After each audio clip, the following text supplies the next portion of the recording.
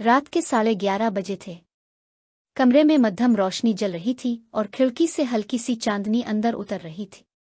सब घर वाले सो चुके थे, सिर्फ ये कमरा जाग रहा था और उन दोनों के दिल। वो बेड के किनारे बैठी थी, हाथ में किताब थी, लेकिन नजरें बार बार दरवाजे की समत जा रही थीं, जैसे दिल पहले ही जानता हो कोई आने वाला है। अचानक दस्तक हुई। दिल एक लम्हे को जोर से धड़क। दरवाजा आहिस्ता से खुला और वो कमरे में दाखिल हुआ।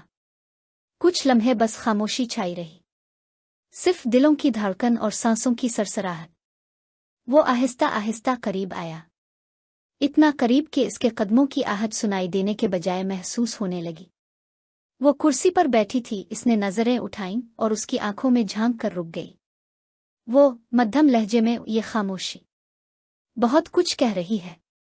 इसने जवाब ना दिया। पलकें झक गईं, होंठ हल्के से कांपने लगे। वो और झक आया।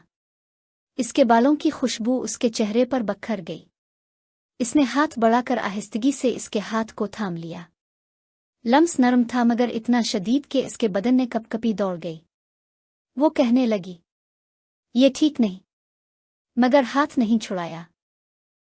वो मुस्कराकर सरगोशी में बोला, ठीक और गलत सिर्फ दुनिया के लिए है, दिल के लिए नहीं। अब इसने दूसरा कदम बढ़ाया, उसके कंधे पर आहिस्तगी से हाथ रखा, गर्दन के करीब झक आया। इसकी गर्म सांसों ने इसकी पलकें लर्जा दें। आईने में दोनों की तस्वीरें नजर आ रही थीं। एक लड़की जिसकी सांसें बेकाबू हो रही थीं और एक लड़का जिसकी आंखों में दीवानगी झलक रही थी। इसने आहिस्तगी से इसके बाल पीछे किए और गर्दन के करीब अपना लम्स छोड़ दिया। वो एकदम कांप गई, दिल की धड़कन जैसे बाहर आ जाए। वो लरजती आवाज में, ये राज किसी को नहीं पता चलना चाहिए। वो मध्यम सरगोशी में, ये राज हमारी सांसों में कैद रहेगा। इसके हाथ अब इसके बाजुओं से कमर तक सरकने लगे। वो कपकपा, मगर खुद को रोक ना सकी। सांसों की तेजी ने कमरे को भर दिया। मध्यम रोशनी, खामोशी, लम्स और दिल की शिद्दत ने एक ऐसा लम्हा बना दिया जो लफ्जों से कहीं ज्यादा बोल्ड था।